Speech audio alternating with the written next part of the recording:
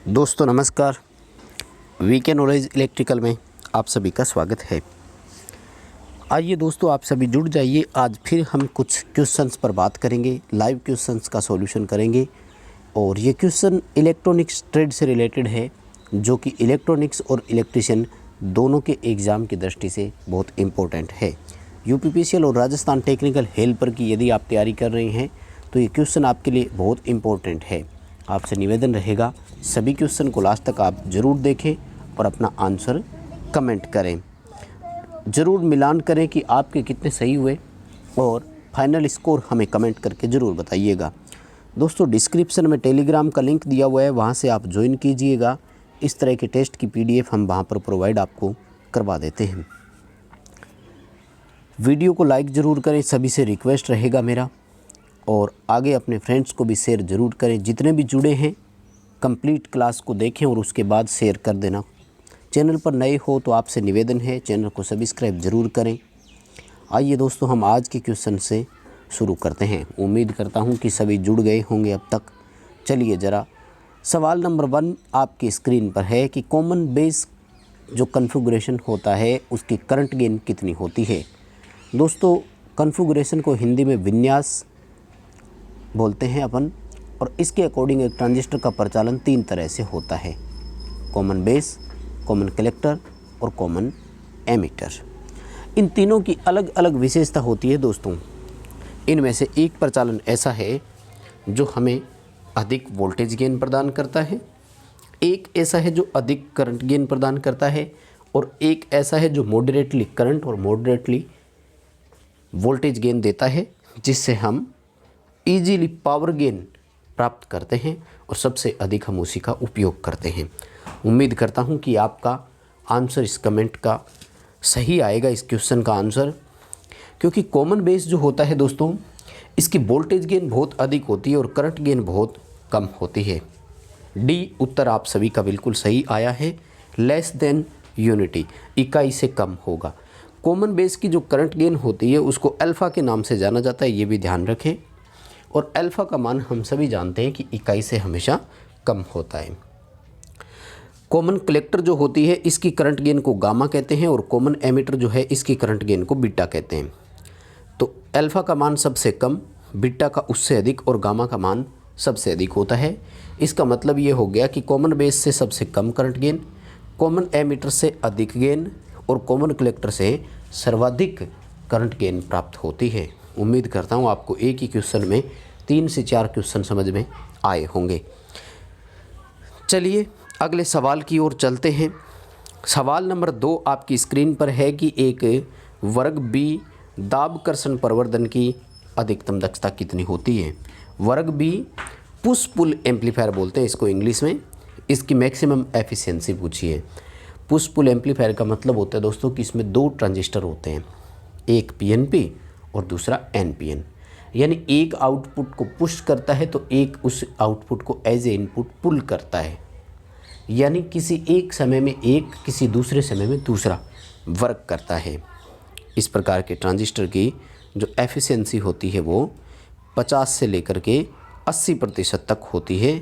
Mostly 78% देखने को मिल सकता है। C उत्तर आप सभी का बिल्कुल यहाँ पर सही रहेगा। जितने भी जुड़े हैं सभी से रिक्वेस्ट एक बार फिर करूँगा, वीडियो को लाइक ज़रूर करके जाना। यदि आपको इस तरह की चीज़ें पसंद आती है तो हमें कमेंट करके भी बताया करो। चलिए अगले सवाल की ओर चलते हैं। क्वेश्चन नंबर 3 आपकी स्क्रीन पर है कि सीरीज में संयोजित 3 एम्पलीफायर है। दोस्तों इस तरह के एम्पलीफायर को मल्टी स्टेज एम्पलीफायर कहा जाता है, ध्यान रखना। एक सिंगल स्टेज एम्पलीफायर होते हैं, एक मल्टी स्टेज होते हैं। तो ये जो एम्पलीफायर है ये मल्टी स्टेज एम्पलीफायर कहलाते हैं, और इनमें से प्रत्येक एम्पलीफायर की जो वोल्टेज गेन है वो 5 है। यदि हमने पहले एम्पलीफायर को 1 वोल्ट इनपुट दिया हो तो बताइए कि उस तीसरे एम्पलीफायर से जो हम आउटपुट प्राप्त करेंगे उस वोल्टेज का मान कितना होगा, ये हमें बताइए। यानी तीनों एक सीक्वेंस में कनेक्टेड है और 5 वोल्टेज गेन प्रत्येक की है। समझ रहे होंगे, उम्मीद करता हूँ।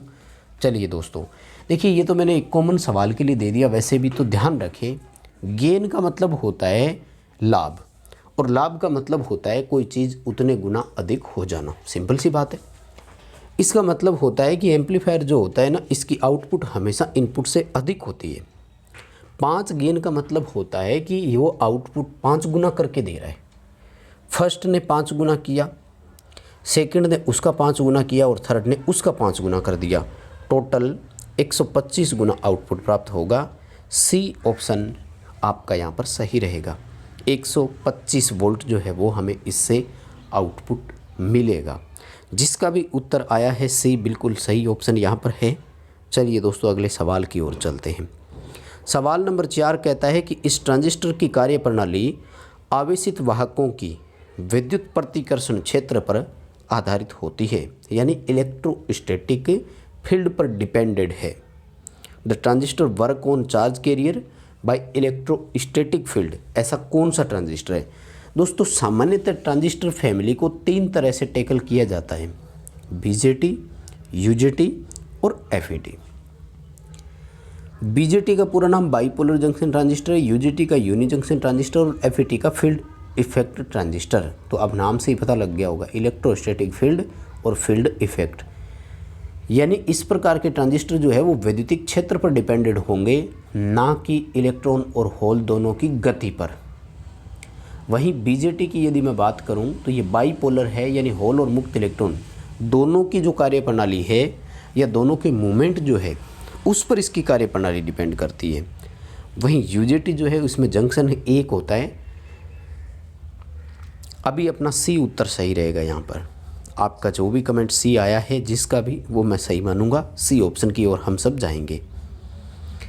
अगला हमारा सवाल है कि द्विध्रुवीय ट्रांजिस्टर की निवेश प्रतिबाधा कितनी होती है?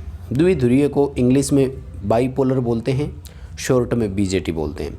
बीजेटी की इनपुट इम्पीडेंस पूछा है आपसे, बड़ा सिंपल है, उम्मीद करता हूँ आप सभी को पता होगा। दोस्तों बीजेटी बाइपोलर जंक्शन ट्रांजिस्टर, इसमें 2 जंक्शन होते हैं, जंक्शन 1, जंक्शन 2। पहला जंक्शन हमेशा फॉरवर्ड में, दूसरा जंक्शन हमेशा रिवर्स में होता है। ट्रांजिस्टर पीएनपी हो या एनपीएन हो, इसे कोई फ़र्क नहीं पड़ता, पहले जंक्शन को हमेशा फॉरवर्ड में जोड़ा जाता है। इसके 3 टर्मिनल एमीटर, बेस और कलेक्टर होते हैं। यानी एमीटर बेस जो होता है, ये पहला जंक्शन होता है, हमेशा फॉरवर्ड में होता है। और फॉरवर्ड जब कोई भी हो जंक्शन तो उसका प्रतिरोध हमेशा लो होता है, हम सभी जानते हैं। इसलिए क्वेश्चन का आंसर आपका ए रहेगा। यदि बीजेटी की आउटपुट इम्पीडेंस आपसे पूछी होती तो बी ऑप्शन की ओर हमें जाना होता, हाई होती है, क्योंकि वो जंक्शन 2 है और वो रिवर्स में जुड़ा हुआ है। उम्मीद करता हूँ सभी का उत्तर सही आया होगा। ए ऑप्शन आपका इस क्वेश्चन का सही रहेगा। आउटपुट इम्पीडेंस के लिए बी ऑप्शन आपका सही रहेगा। चलिए ज़रा नेक्स्ट क्वेश्चन की ओर चलेंगे। सवाल नया है भाई, अपनी तरफ से मैंने लगा कि नया क्वेश्चन है इसलिए दे देना चाहिए, और उम्मीद है कि आप सभी का सही आएगा, लेकिन अच्छा लगेगा आपको भी। सवाल नंबर 6 कहता है कि एक बीजेटी के दोनों जंक्शन की अवक्षय परत की चौड़ाई कैसी होती है? डिप्लीशन लेयर होती है। अभी हमने बात किया है ऊपर कि बीजेटी में 2 जंक्शन होते हैं, J1 और J2।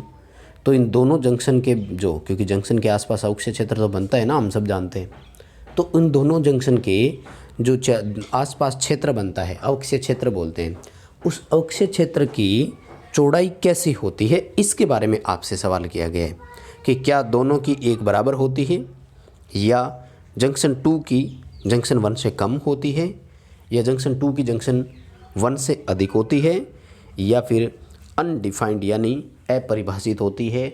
कितनी भी हो सकती है, कोई निश्चित नहीं होती है। उम्मीद करूँगा कि आपका क्वेश्चन बिल्कुल सही आना चाहिए इसका।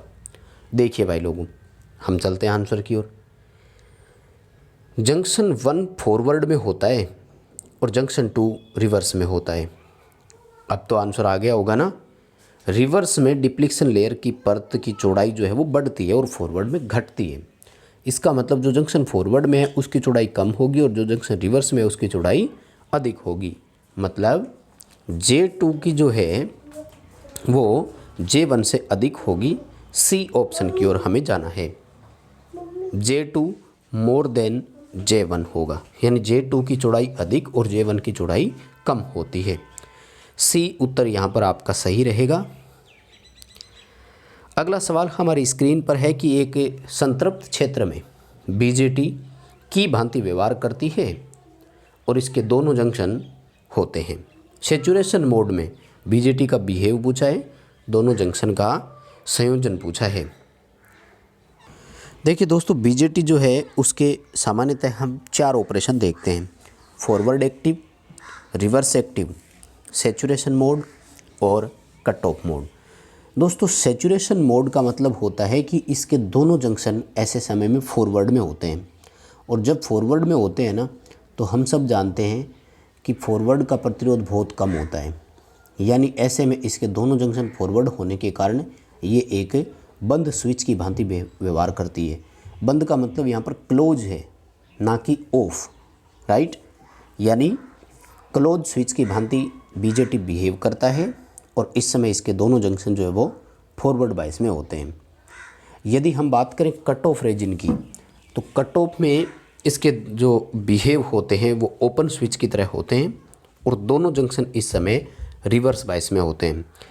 यानी सेचुरेशन मोड में यदि वोल्टेज कॉमन एमीटर वाली 0 भी हो, तब भी कलेक्टर धारा का मान उच्चतम प्राप्त होने की संभावना होती है। वहीं कट ऑफ मोड में यदि वोल्टेज एमीटर वाली वोल्टेज कलेक्टर के बराबर है, तब भी कलेक्टर धारा की वैल्यू 0 होने की संभावना होती है। अभी अपना सी उत्तर सही रहेगा। यहाँ पर क्लोज स्विच की भांति बिहेव करती है और फॉरवर्ड बायस में होती है। उम्मीद है आप सभी का बिल्कुल सही उत्तर आया होगा। चलिए अगले सवाल की ओर चलते हैं। क्वेश्चन नंबर है कि उचित रूप से बायस्ड एक ट्रांजिस्टर का क्यू पॉइंट हमेशा स्टेबल होता है, अनस्टेबल होता है, बाई स्टेबल यानी 2 अवस्था के बीच परिवर्तित होता है, या फिर नन अबोव यानी इनमें से कोई नहीं। दोस्तों ध्यान रखें, ट्रांजिस्टर को बाइसिंग देने का मतलब होता है कि उसे प्रॉपर डीसी दे करके एक तरह से एक्टिव रखना और उसे प्रचालन में लेकर आना।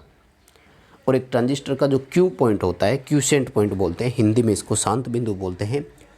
इसी का दूसरा नाम ऑपरेशन पॉइंट है, प्रचालन बिंदु भी है। हमारा यही टारगेट होता है कि सबसे पहले इसका ऑपरेशन पॉइंट सेट किया जाए कि ये ट्रांजिस्टर ऑपरेट होगा कहाँ। फिर हम चाहते हैं कि वो प्रचालन बिंदु कांस्टेंट रहे, इसलिए ऑलवेज स्टेबल होना चाहिए। हालांकि एक ट्रांजिस्टर का क्यू बिंदु जो है वो ताप में परिवर्तन के कारण बदल सकता है, और बीटा डीसी की जो करंट होती है उसकी वैल्यूएशन के कारण भी बदल सकता है, लेकिन वैसे हमेशा स्टेबल रखा जाता है और प्रयास किया जाता है। इसलिए जब भी थ्योरेटिकल क्वेश्चन आए ना, तो हमें ए ऑप्शन के साथ जाना है, ऑलवेज स्टेबल। नेक्स्ट हमारा क्वेश्चन है कि ट्रांजिस्टर बाइसिंग की किस विधि को सार्वत्रिक बाइसिंग यानी यूनिवर्सल बाइसिंग भी कहते हैं। ये तो सिंपल सा है, क्वेश्चन पहले भी हम करवा चुके हैं, आपने भी पहले कई बार पढ़ा होगा। फटाफट से इसका आंसर कर दीजिए। चलिए, उम्मीद करूंगा कि इस क्वेश्चन का आंसर तो आपको पहले से भी आता है। सी ऑप्शन यहाँ पर सही रहेगा, वोल्टेज डिवाइडर बाइसिंग विधि कहेंगे। सी उत्तर के साथ हम जाएंगे। अगला सवाल है, जब एक ट्रांजिस्टर को स्विच के रूप में प्रचालित किया जाता है तो इसके ऑन ऑफ सिरे कौन से होते हैं, यानी किसको हम एज ए ऑन ऑफ की भांति यूज करते हैं। और ये क्वेश्चन भी पहले हम कर चुके हैं कई बार। ऑप्शन देख लीजिए, खैर आपके सामने है, क्वेश्चन पहले आ चुका है आपके सामने, इसलिए उम्मीद करता हूँ आपका क्वेश्चन का आंसर सही जाना चाहिए बिल्कुल। एमीटर और कलेक्टर रहेगा, बी उत्तर बिल्कुल सही रहेगा। ऑन ऑफ टर्मिनल की भांति एमीटर कलेक्टर को हम यूज करते हैं यहाँ पर। अगला हमारा सवाल, निम्न में से किसे उत्सर्जक अनुचर भी कहा जाता है। इंग्लिश में बोले तो एमीटर फॉलोवर। ये क्वेश्चन भी मैं पहले करवा चुका हूँ। सीधी सी बात है दोस्तों, कलेक्टर की जो धारा है वो यहाँ पर एमीटर को फॉलो करेगी। किसको कहेंगे ऐसा? सीधी सी बात है, जो कलेक्टर की ओर जाने वाली करंट है वो एमीटर को फॉलो करनी चाहिए, इसलिए एमीटर फॉलोवर बोलते हैं। तो ट्रांजिस्टर का नाम है कॉमन कलेक्टर। बी उत्तर यहाँ पर अपना सही रहेगा। कॉमन कलेक्टर विन्यास जो है वो एमीटर फॉलोवर के नाम से भी जाना जाता है। आप में से जिसका भी बी उत्तर आया बिल्कुल सही रहेगा यहाँ पर। अगला सवाल अपनी स्क्रीन पर है कि निम्न में से कौन सा निर्गम पर आधारित एम्पलीफायर का प्रकार नहीं है, यानी आउटपुट पर आधारित। ट्रांजिस्टर एम्पलीफायर के कई तरह के प्रकार होते हैं, तो आउटपुट के आधार पर 3 प्रकार होते हैं, करंट, वोल्टेज और पावर। यानी फ्रीक्वेंसी वाला एम्पलीफायर जो है ये नहीं है, ये फ्रीक्वेंसी पर आधारित ही होते हैं। और फिर भी उसके पूरे नाम होते हैं, जैसे audio amplifier, radio amplifier, intermediate frequency amplifier और अल्ट्रा हाई और वेरी हाई फ्रिक्वेंसी एम्पलीफायर। तो जो फ्रिक्वेंसी एम्पलीफायर है ये आउटपुट पर आधारित नहीं है। डी ऑप्शन आपका यहाँ पर सही रहेगा। नेक्स्ट हमारा क्वेश्चन है कि विश्रांति ऑसिलेटर में किसका उपयोग किया जाता है। ऑसिलेटर दो तरह के होते हैं, sinusoidal oscillator, non sinusoidal oscillator. जो साइन वेव उत्पन्न करते हैं उनको साइनसॉइडल बोलते हैं और इनको सिंपल फ्रीक्वेंसी ऑसिलेटर भी बोलते हैं। वहीं दूसरी ओर आते हैं नॉन साइनसॉइडल, यानी जो एज या वक्रीय तरंग उत्पन्न करते हैं, जैसे शॉटूथ ऑसिलेटर हो गया, त्रिभुजाकार हो गया, मल्टी वाइब्रेटर हो गए, और इनको विश्रांति ऑसिलेटर यानी रिलैक्सेशन ऑसिलेटर के नाम से भी जानते हैं।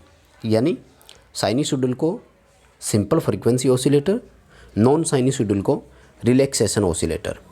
और दोस्तों यूजेटी के उपयोग में मैंने आपको पढ़ाया था कि हम इसका उपयोग रिलैक्सेशन ऑसिलेटर में करते हैं। यूनि जंक्शन ट्रांजिस्टर जो है वो रिलैक्सेशन ऑसिलेटर में यूज किया जाता है। आपका ए ऑप्शन यहाँ पर बिल्कुल सही है।